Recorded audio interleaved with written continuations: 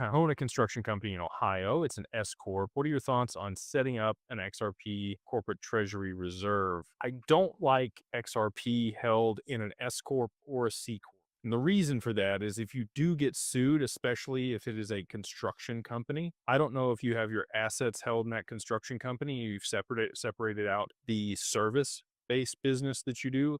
If you haven't done that, I would highly recommend that. I would have a holding company that owns the assets and a service company that leases the assets from the holding company just to separate a lot of that liability. I don't know if you're a general contractor or a sub or what you do in the construction business.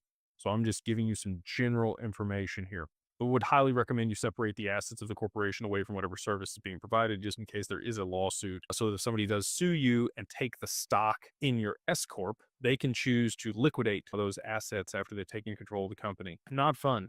Not fun at all. And that's why we often recommend, always almost, an LLC to hold digital assets because there's equity units. And the reason that we set things up there in Wyoming is there's strong charging order protection, creditor protection there in Wyoming versus some other states like Ohio. An S Corp also limits your ability to be owned by a trust. It has to be owned by an individual. It cannot be owned by another corporation. So, S Corps are great for taxation, but you can take the S Corp election for an LLC and still get that pass through taxation. So I understand why you would do it for your construction company, especially if you have partners or you want to grant equity to people. Stock options is fantastic. An ESOP can be done through a construction company. There's a lot of reasons that you would structure a construction company as an S Corp, but I wouldn't, normally recommend setting up a treasury component to that company just in case, again, if you haven't segregated the liability or potential liability away from the corporation, of getting sued and somebody does take ownership of your stock, they could absolutely liquidate those positions and pay themselves back or take the XRP itself and then give you back the useless stock on the other side of that. So again, I would silo that out